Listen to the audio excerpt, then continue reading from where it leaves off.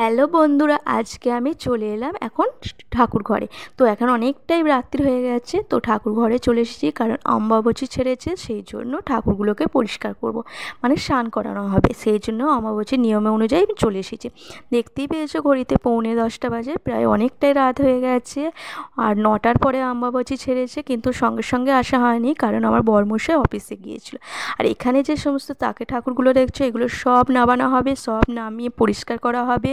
এখানে সব পরিষ্কার করে ঠাকুরগুলোকে আবার বসানো হবে। তো কারণ হচ্ছে অমাবস্যা ছেড়েছে, সেই জন্য। আর জানো তো অমাবস্যা ছাড়াকালীন অনেক ঠাকুরের নিয়ম আছে, ছোঁয়া যাবে না। আর যেহেতু ছেড়েছে, সেই জন্য সমস্ত ঠাকুরকে আরেকবার স্নান করিয়ে নতুন ড্রেস পরানো হবে। সেই জন্য আমার বরমশাই ঠাকুরের বেদি থেকে সমস্ত ঠাকুরকে নামিয়ে একটা জায়গায় রাখছে, আর এই জায়গাটা পুরো মুছে একটা তার উপর কাপড় পেতে রাখছে। তো সমস্ত ঠাকুরকে বরমশাই নামিয়ে দিয়েছে। আমি সমস্ত ঠাকুরকে সব চান করিয়ে দেবো, ড্রেসপত্র খুলে পরিয়ে দেবো। খালি আমার বরমশাই রামকৃষ্ণদেব আর সারদা মায়ের চানটা ওই করাবে, বাকিটা আমি হেল্প করব, কারণ একসাথে হয়ে উঠছে না। তো আমি তো সমস্ত কিছু নিয়ম জানি না, আমার বরমশাই করে, সেই জন্য আমাকে একটুখানি নিয়ম দেখিয়ে দিল। সেই আমি নিয়ম অনুযায়ী আমি চলছি। তো একটা বালতিতে অনেক জল নিয়ে নিয়েছি চান করানোর জন্য, পরিষ্কার ফ্রেশ জল। সেই জলটার মধ্যে একটা সেন্ট, অশ্বগন্ধা আর গোলাপ জল ঢেলে নিচ্ছি, কারণ এইগুলো মিক্স করে করে সমস্ত ঠাকুরকে চান করানো হবে। তো আমার এখানে সমস্ত রেডি করা হয়ে গেছে। এরপর আমি নিয়ে নিয়েছি কৃষ্ণকে। তো কৃষ্ণকে নিয়ে এবার কি করব, কৃষ্ণকে চান করানো হবে, সেই জন্য সমস্ত ড্রেসপত্র খুলে দিচ্ছি। তো কৃষ্ণকে আমার রেডি হয়ে গেছে, ড্রেস খোলা হয়ে গেছে। এরপর কৃষ্ণকে আমি চান করাবো। আর তোমরা একটু বলো তো আমাদের কৃষ্ণটাকে কীরকম লাগছে, আর আমি যখন সাজাবো, সাজানোর পর কৃষ্ণটাকে কীরকম লাগছে অবশ্যই বলো। তো আমার চান হয়ে গেছে। চান করার পর আমি ভালো করে একটা গামছা নিয়ে নিয়েছি। এগুলো হচ্ছে ঠাকুরের গামছা। এগুলো কোনো পুরাতন গামছা হতে পারে, কিন্তু এগুলো শুধু ঠাকুরেরই গামছা কাটা। তো এই যে চান করিয়েছিলাম, সেই জলটাও আমি একটা জায়গায় ঢেলে দিলাম। ঢেলে দেওয়ার পর ঠাকুরটাকে আবার বসিয়ে দিলাম। বসিয়ে দেওয়ার পর ভালো করে ড্রেস পরিয়ে দিচ্ছি। তো দেখতেই পেয়েছিলে আগে অন্য ড্রেস পরেছিল, আর এখন আমি ইয়েলো কালার ড্রেসটা পরিয়ে দিলাম। তো ঠাকুরটাকে আমার রেডি হয়ে গেছে। এবার বরমশাই ঠাকুরের জায়গায় ঠাকুরকে বসিয়ে দিয়েছে মুছিয়ে দিয়ে। আর আমি তারপর নিয়ে নিয়েছি রাধাকে। সে একইভাবে একই নিয়মে আমি রাধাকেও চান করিয়ে দেব। সমস্ত ড্রেস খোলা হয়ে গেছে, তারপর হচ্ছে রাধাকে আমি চান করাচ্ছি। তো আমার রাধাকে চান করানো হয়ে গেছে। এবার মুছিয়ে ঠাকুরটাকে আবার আমি ভালো করে রাধার ড্রেস পরিয়ে দেবো। যেমন কৃষ্ণকে সাজিয়ে দিলাম, রাধাকেও আমি সাজিয়ে দিচ্ছি। তো বলো তো রাধাকে কেমন লাগছে, তো কোন ঠাকুরটাকে সব থেকে ভালো লাগছে সেটাও বলো।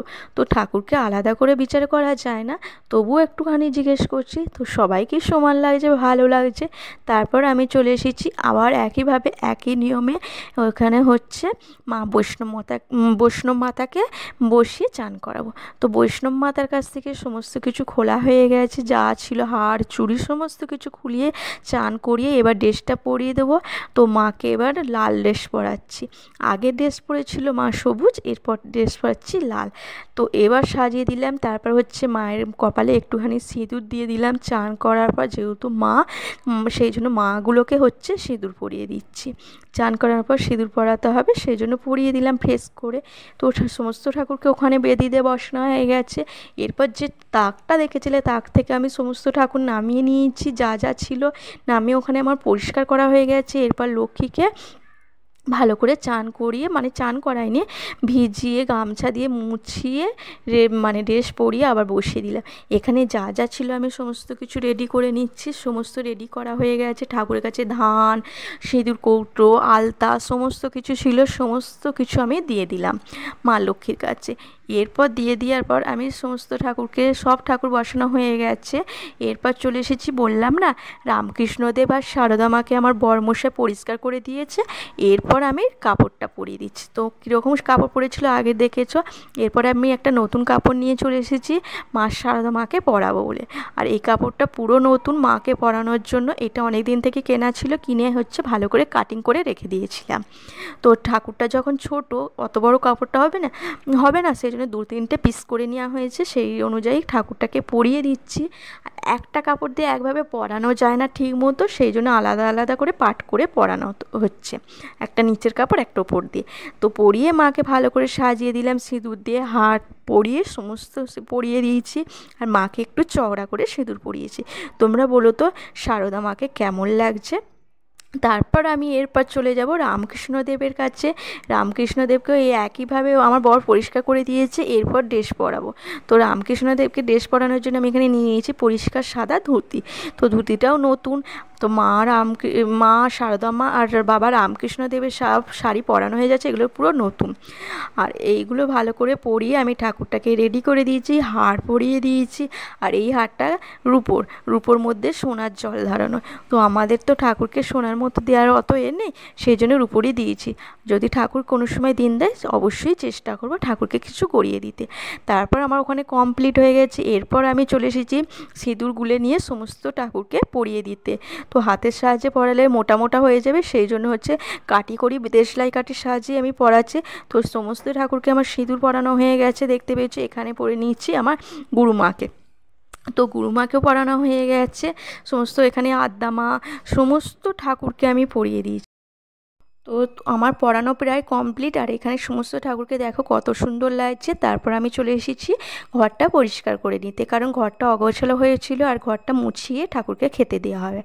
অমাবস্যা চলাকালীন ছাড়ার পর ঠাকুরকে আম আর দুধ দিতে হয়, সেটাই করা হবে। সেটা আমার বরমশাই দেবে, সেই জন্য আমি এখানটা করে পরিষ্কার করে নিচ্ছি। তো আগে ভিজে গামছা দিয়ে মুছে নিয়েছিলাম, তারপর আমি শুকনো করে মুছে নিচ্ছি। তো আমি বসে বসেই মুছছি, কারণ আমি সেরকমভাবে বসে করতে পারছি না, আমি ভালো করে বসে এখানে মুছে নিলাম। তো এরপর মুছে নেওয়ার পর হচ্ছে আমার বরমশাই চলে আসবে হচ্ছে ঠাকুরকে আম আর দুধ দিতে, কারণ হচ্ছে অমাবস্যা চলাকালীন হচ্ছে এগুলো দিতে হয় নাকি আমি ঠিক জানি না। তো আমার এইসবের প্রতি কোনো আইডিয়া নেই। আমার বরমশাই এগুলো সব জানে, ওই সমস্ত ঠাকুরকে মানে সেবা দেওয়া বেশিরভাগ ওই করে, আর ওই পুজো করে, ওই জন্য ও নিয়মটা জানে। তারপর চলে এসেছি, দেখো আমার বরমশাই এখানে রেডি হয়ে চলে এসেছে ঠাকুরকে খেতে দিতে। তো এখানে আম আর দুধ দিয়ে দিয়েছে, তারপর দিয়ে দিচ্ছে বাতি জ্বেলে দিল ঠাকুরের কাছে। আর হ্যাঁ, সমস্ত ঠাকুরকে একসাথে তো খেতে দেওয়া সম্ভব হয়ে উঠছে না, সেই জন্য একটা জায়গায় দিয়ে সমস্ত ঠাকুরের নাম স্মরণ করে দিচ্ছে। তারপর ধূপবাতি এখানে জ্বেলে দিল, আর এখানে তুলসী পাতা নিয়ে আমার দুধের মধ্যে দিয়ে দিল। দেখো এখানে সমস্ত ঠাকুরের নামে, এখানে ঠাকুরকে সমস্ত স্মরণ করে হচ্ছে সমস্ত ঠাকুরের নামে দিয়ে দিল। তো আমার বরমশাইয়ের পুজো রেডি। আর এইদিকে আমাদের কমপ্লিটও হয়ে গেছে কাজে, অনেকটা রাত হয়ে গেছে। আর দেখো আমি পুরো ঘেমে চান হয়ে গেছি। আর ঘড়িতে কটা বাজে দেখো, 12টা, 11:45 লেগেছিলাম, 12টা, তিনজন মিলে করেই এতক্ষণ লেগেছে। তোমরা কে কে এই নিয়মগুলো করেছো সেটাও বলো, ভালো লাগলে লাইক